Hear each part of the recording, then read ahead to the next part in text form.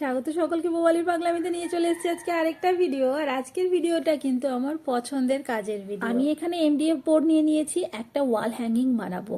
তো এই প্রথম আমি এমডিএফ বোর্ডের ওপর এরকম কাজটা করছি। প্রথম শুরুটাই আমি গণপতি দিয়ে শুরু করতে চাই, তাই গণপতি দিয়ে শুরু করছি।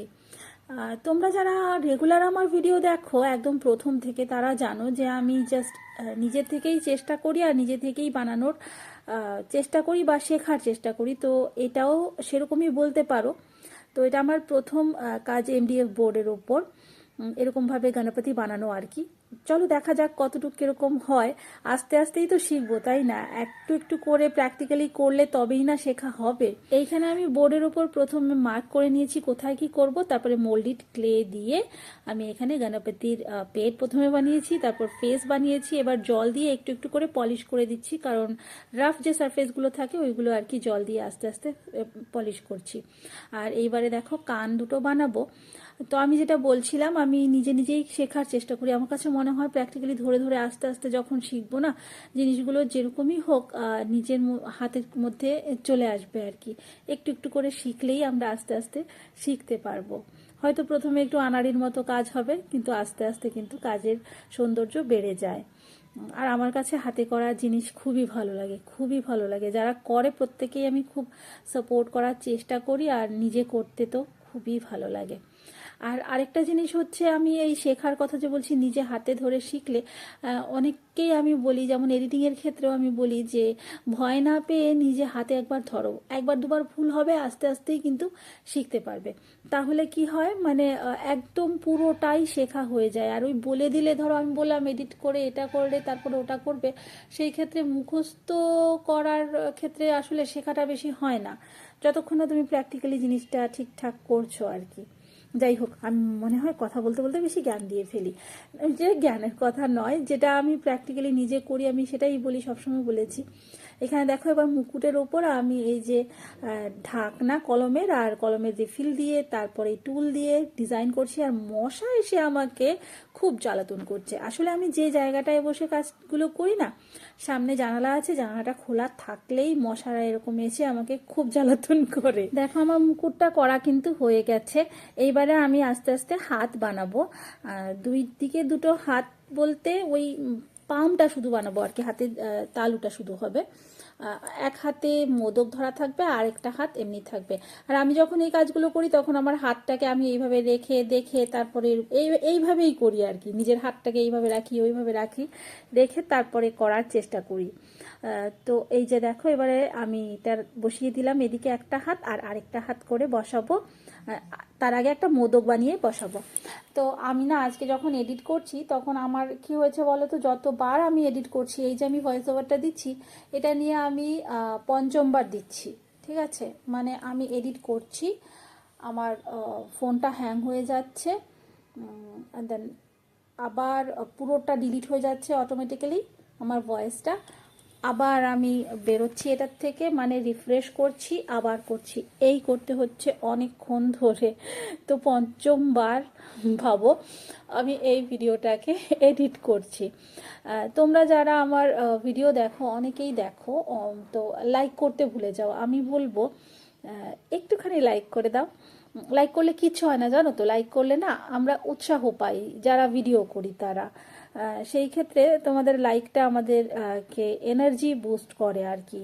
আমাদের তো একটা লাইক করলে আমার খুব ভালো লাগবে। আর তার সঙ্গে যদি কমেন্ট করে দাও তাহলে তো সোনায় সোহাগা।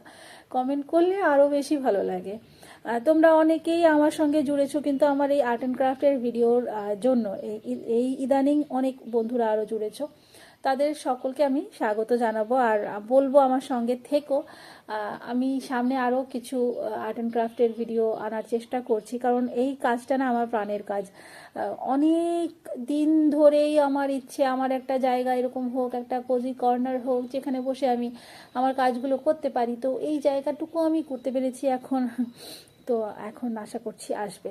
চলো, আমার গণপতি বাপ্পা তো তৈরি হয়ে গেছে। এইবারে আমি এইখানে না একটুখানি লিপ্পান আর্ট করার চেষ্টা করব। আমি কখনোই করিনি, আমি জানি না কেন এই জায়গাটায় যখনই আমি ভয়েস ওভার দিতে যাচ্ছি আমার ফোনটা বারবার থেমে যাচ্ছে।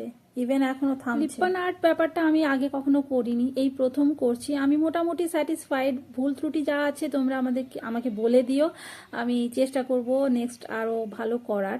আর বোর্ড আসলে আমি চাইলেই আঁকা বোর্ড কিনতে পারতাম, কিন্তু আমার নিজে থেকে করতে ভালো লাগে আর কি। আমি বরাবরই স্ক্র্যাচ থেকে করা ভীষণ পছন্দ করি, সে কেক বানানো হোক, রান্না বান্না হোক, আর যেটাই হোক। তোমরা দেখেছো রান্না করতে গেলেও আমি মশলা পাটায় বাটতে বেশি ভালোবাসি, আর সবটাই তো সেই ক্ষেত্রেই আর কি আমি বোর্ডটা ইচ্ছে করেই প্লেন বোর্ড এনেছি, যে আমি নিজে আমার পছন্দ মতন আঁকবো আর সেই মতন করব।